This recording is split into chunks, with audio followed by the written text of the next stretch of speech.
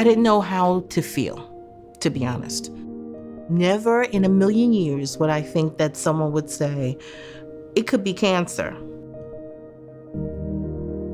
It really changed the dynamic of the family structure with that diagnosis.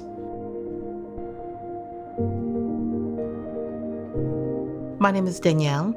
I have multiple myeloma.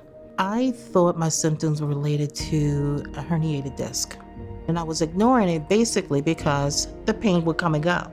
In 2011, the pain went from my hip area to my leg area, and I decided to go to an orthopedic specialist.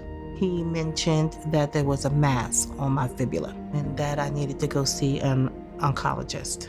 I was kind of in shock. It's just something that you never want to hear. And they confirmed that, yes, I did have myeloma in my fibula. They were going to remove my fibula. 2 days before surgery, I got a call saying you have lytic lesions, which is basically holes in your bones, all throughout your skeletal structure. That's how my journey began with multiple myeloma. In 2011, I was diagnosed. I was 46 years old. I was in a lot of pain from the pain in my fibula. It was very painful. In January, I just couldn't work anymore. It was a good thing I was no longer working because a week after that, I sneezed and fractured my vertebrae. I found myself at night sometimes just being angry that I am actually going through this. Within 1 year, I had to do 3 cycles of high-dose chemo, which was 4-day continuous drip infusions, and then I had 2 stem cell transplants. I realized that I couldn't do the things I normally could do.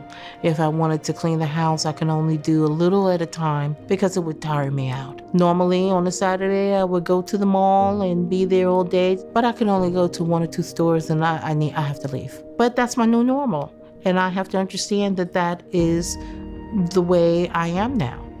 I started to have a more positive outlook on life. And it's not that one day you wake up and you're feeling better.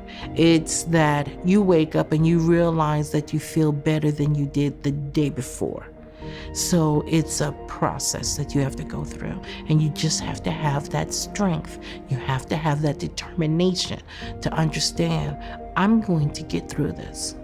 I'm going to get through this. I've decided to go back to work. I hadn't worked in 7 years, and I realized that going to work every day actually helps me because you need to lift your spirit, and lifting your spirit will make you happy. Not too long after I was diagnosed and had my stem cell transplant, I joined a group where we talk about our journey with multiple myeloma. We call each other our multiple myeloma family.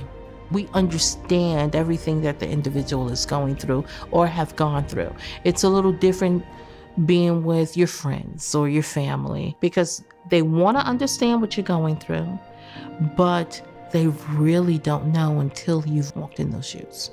Joining that organization has been a bright spot in my life. I do not allow multiple myeloma to define me.